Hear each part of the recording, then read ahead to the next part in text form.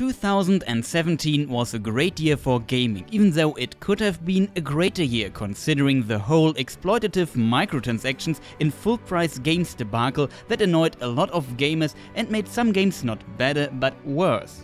Now at the beginning of 2018, it's a good time to look at what's coming this year. Since I'm a PC gamer, that means only games available on PC, but of course some of those will also release on console too. For now, I will only cover the big titles. There will be another separate video for smaller games and indie titles. Also, shoutouts and thank you to Carl from Carl's channel, who helped me out with the voice work. He is very talented, and if you like Dragon Ball, maybe visit his channel. Before we start with the actual list, I have one honorable mention: Red Dead Redemption 2. I love Western movies, especially those directed by Sergio Leone. Once Upon a Time in the West is one of my favorite films of all time, but also The Good, the Bad and the Ugly. With this said, Red Dead Redemption was an amazing game for me. Not only does the setting fit my taste, also the gameplay was capturing the feeling of being a Western hero or anti-hero very well. The developers implemented a lot of little side stories that could appear randomly at the wayside while riding through the desert-like landscapes. With this, they managed to make the open world feel alive. This was also 8 years ago. Time for a new Red Dead game. I have to say, I would have preferred a completely new independent game instead of a Red Dead Redemption 2, which seems to be tied to the last game, but I'm still very interested. The reason why it's just an honorable mention: no PC version announced yet, and knowing Rockstar Games, a PC version will be released like a year later, so it's a game for an upcoming Games of 2019 top list. However, if you play on console, it will be released this year. Leben. Sea of Thieves. This is a difficult one. It's a multiplayer co-op pirate game by Rare. I personally like the art style a lot and the romantic setting of pirate adventures. It reminds me of Monkey Island. Sailing a big ship with some friends and finding treasure or fighting other players sounds very fun, and what I've seen so far of it, sailing is really well implemented. Also, the water looks gorgeous. The only concern I have is that the beta does not show what you can do beyond of that. What do you do after, let's say, 15 to 20 hours of gameplay? What else can you do with gold? Can you upgrade and personalize your ship more? Are there more NPC factions and enemy types? Are there more interesting PvE encounters? How many people play together on a server? Can you co-op with more than 4 players in the final version? Will there be some animals on the island in the final version? I don't get this information by looking at the beta, and the game is coming in like 2 months. Knowing this, Sea of Thieves core development must be done by now, because it also ships physically, and shipping, PR and physical distribution needs about 2 to 3 months of time. Everything they are making now is for patches and future content, but we still don't know a lot of details. If I want to find out a bit more, I have to search for interviews, forum posts and alike. That's quite a bit of unnecessary work, and only very invested players will do this. So Sea of Thieves seems to have some communication problems. The official site often not loading on my computer also does not help, and if it does, the information is very vague. Quite essential information like this should be more promoted and easier to find. Some people also said that the alpha had more content in it, which is sad because I want to know what you actually do in this game and if there's any longevity to it. It's not like that it does not look like fun, but the question is, how long is it fun? I'm not the person who gets much joy out of spend your gold for funny hats, and right now that seems to be one of the few gold investments possible in the beta. You can also buy new instruments, which is cool, at least if they have new music.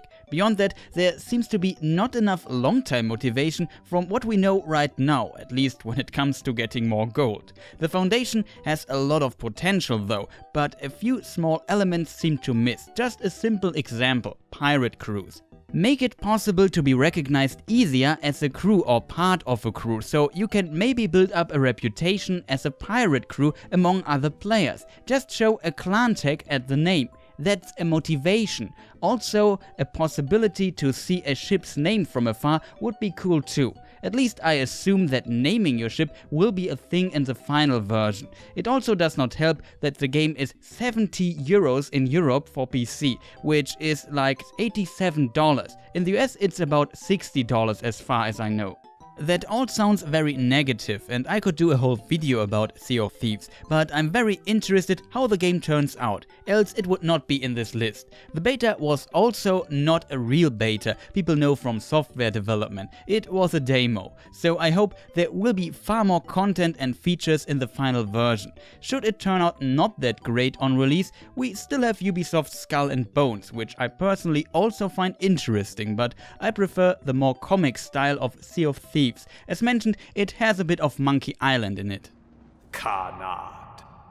Metro Exodus. Not sure why, but I never played the other Metro games, even though I always found them interesting. The E3 announcement trailer last year definitely rekindled my interest and I'm actually looking forward to it. The release will be fall 2018, so enough time to play at least Metro Last Light before. What I like, or imagine what I could like about it, is the dense atmosphere and how action and the threatening silence change quite suddenly, creating tense moments in the game, probably by design or even through game mechanics. This is also reflected by the setting with the dark metro tunnels and the cold and snowy city ruins outside. The visuals are also stunning and the combat looks solid. Together with good level design, this could be quite a good game and Last Light received a lot of praise. Sadly, we don't know too much about the game right now, so I don't have much to say here. Just look at it.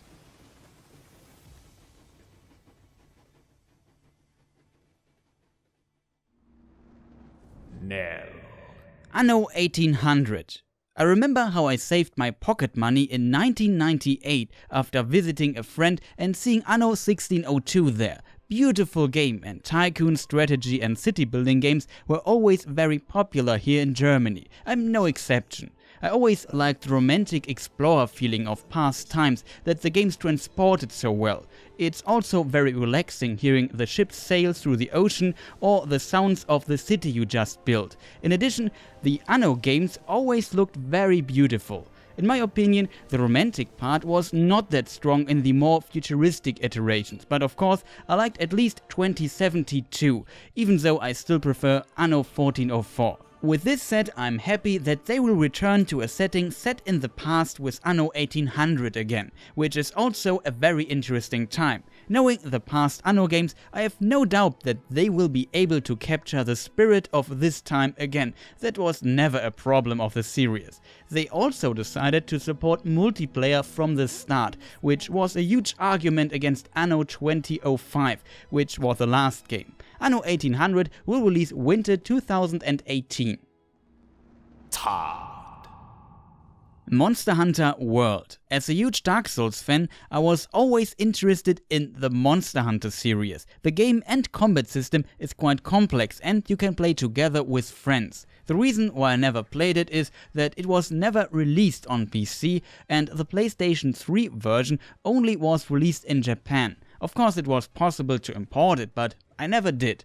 Now, after a long time, we not only get a worldwide release, but also a PC port. The only downside, the PC version will be released about 10 months after the console release. Still, a title I'm looking forward to. The complex combat system and different weapons, hunting huge dinosaur-like creatures and the like look very challenging and like tons of replay value. It sounds simple, but it isn't, and that's what I like a lot. Visually, it also looks gorgeous, and it seems they kept the famous humor of the series. The console version reviews are looking very promising and some of you are probably already playing it. Me and many PC players have to wait until autumn. Hopefully the port will be good. Mean. Soul Calibur 6. 1997 I played a game called Soul Blade at a friend's house on the first PlayStation. It was amazing and I was a fan of the series ever since. In Japan it was called Soul Edge, but for the PlayStation 1 release outside of Japan renamed in Soul Blade. I was never really good at fighting games, but still I liked them, and especially this game. It had a great campaign and arcade mode, many cool and secret things and characters to unlock, and the combat with weapons and a lot of moves looked really cool. So 20 years later we get Soul Calibur 6, and the best thing is, it is also announced for PC. I think this should be the first time it will be released for PC, like Tekken 7. Bandai Namco seems to understand that somewhat niche games can sell on PC quite well. I know niche is probably not the right term, but fighting games sell worse than, for example, open world sandbox games. They also return to classic characters, which I'm happy about, and they will also add new characters. One is already announced, named Gro. If they now manage to establish a good character balance, clean up some move lists, adding some tools and good single player content, using something like DGPO for netcode, and don't have too much input delay, this game could be really good. I will mainly play with and against some friends locally and over the internet, so I hope they will have some cool characters, interesting stages and some cool modes to play. A 2-player tag team mode would be interesting. I remember how my friends and I messed around with those abilities you got through the character customization and played our builds against each other in Soul Calibur 4. I assume not the most famous mode, but for local casual play with friends it was quite fun. I think of all games this is the one I'm looking most forward to. And that's it. That's my strange top list of games coming 2018. If you are missing the smaller titles like indie games, check my channel. I will upload another video after this one that only covers those. In my opinion, there are a lot of very good indie games coming, or hopefully coming this year, so definitely check it out. It will also include a few hidden gems that are not so well known. Thank you for watching.